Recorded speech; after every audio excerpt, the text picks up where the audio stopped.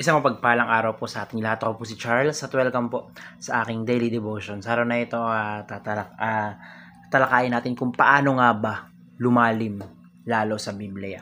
So, ating tatalakayin yung covenant, kung ano nga ba ibig sabihin ng covenant, ganun-ganun. So, sinasabi rito, yung covenant daw, ito yung interaction or yung bond na nabubuo between God and human. Between God and sa atin. So, kumbaga sinasabi rito, ito yung connection natin dalawa. Connection ng mga tao at yung pakikipag-connecta ng Diyos.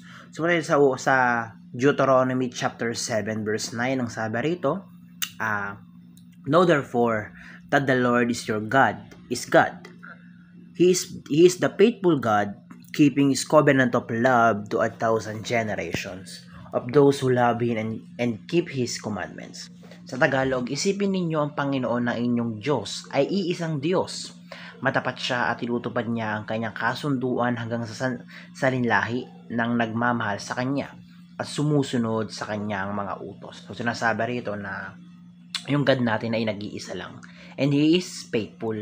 Yung God natin tapat siya sa atin and kumbaga tinutupad niya yung mga utos, yung mga kasunduan niya or yung mga pangako niya sa atin. So, punta tayo sa unang katuruan, sabi rito, the term covenant help us to understand the Bible. So, yung Biblia kasi is yan yung parang kwento yan ng covenant ng Panginoon eh. Pag sinabing gano'n na ito yung kwento ng Panginoon, yung connection niya sa atin. Ito yung kwento ng Panginoon kasi yung Biblia, ito yung pinakang kwento ng Panginoon kung paano siya nakikipag-connect, kung paano siya nakikipag-usap, kung paano siya nagiging present sa buhay ng mga tao. Mula pa lang sila Eva at Adan, hanggang sa matapos yung Biblia, sa Revelation, nandun ng Diyos. Kumbaga, present doon ng Diyos, parte doon ng Diyos. Na yun nga, covenant is ito nga yung relasyon ng Panginoon sa mga tao. So sa ikalawang teaching, ang sabi rito, God is a covenantal God who relates to His people through covenants. So, yun nga, ang Diyos ay, yun nga, meron nga siyang connection sa atin, na noon nga, nung ginawa niya si Adan, sabi niya, Adan,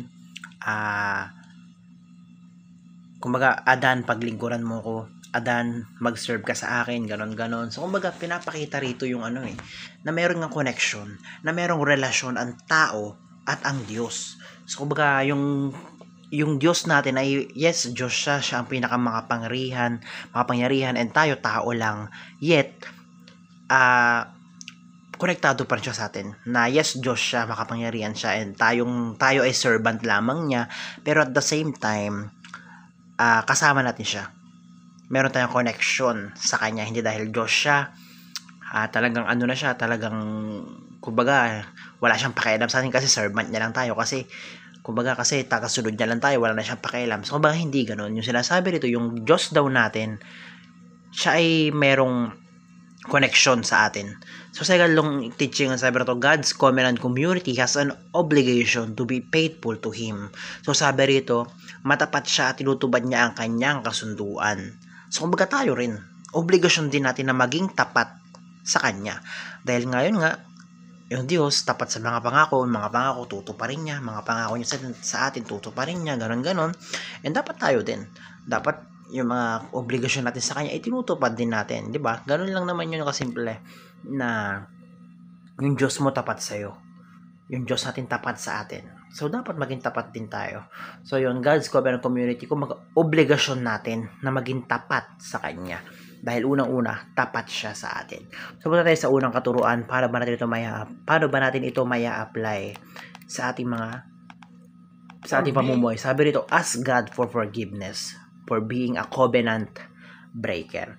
So, meron tayong, yes, unang-unang panahon pa lang, kina Eva at Adan, meron ng relasyon sa Diyos. Meron na tayong connection sa Diyos. Pero, sila Eva at Adan, sinira yun. Sila Eva at Adan, pinutol yun. Tayong mga tao, pinutol natin yung connection natin sa Diyos sa pamamagitan ng sa pamamagitan ng paggawa ng mali, sa pamamagitan ng paggawa ng kasalanan, sa hindi pagsunod sa Kanya. So, kumbaga, ang kailangan natin gawin is humingi ng tawad. Na unang-una, akuin mo, aminin mo na, Lord, nakakagawa ako ng mali.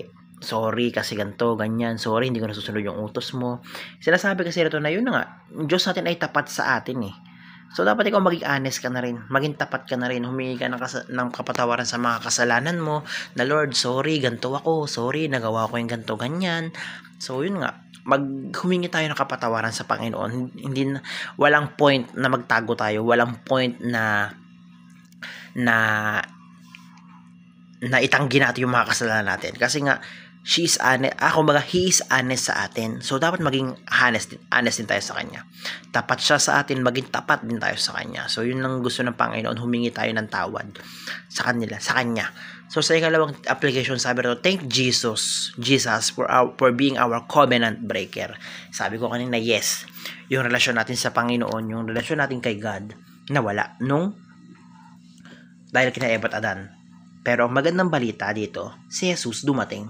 Dumating si Jesus para buuin muli yung connection natin sa Panginoon. Dahil kay Jesus na tayong mga makakasalanan tao na hindi na maliligtas, dumating siya para iligtas tayo. Dumating siya para maligtas tayo. Kumbaga parang sabi niya sa Panginoon na, Lord God, ako ang susunod sa lahat ng mga katuruan mo, sa lahat ng mga utos mo, bilang kapalit, lahat ng maniniwala sa akin ay maliligtas na rin.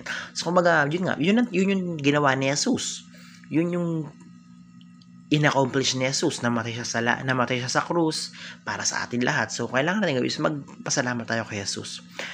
Siya yung nag-restore, siya yung nagpanumbalik ng connection natin sa Panginoon. Dahil sa Kanya, tayo na nahulog sa kasalanan na dapat maparusahan naligtas dahil nga kay Jesus. So, punta tayo sa ikatlong application. Sabi rito, celebrate all the blessings we continue to receive through Jesus Christ. So, yun na nga, kaya may kabutihan sa mundo, kaya may mga magagandang nangyayari sa buhay mo dahil kay Jesus. Dahil yun nga, napanumbalik tayo sa Panginoon, dahil binawi niya tayo sa kaparusahan, sa mga kasalanan. So, let's celebrate it. Na yung mga bagay na nagkukuha mong maganda, yung mga magagandang bagay na nangyayari sa'yo, si Jesus ang dahilan kung bakit nangyayari yan. Dahil sa ginawa ni Jesus na pagbawi sa atin.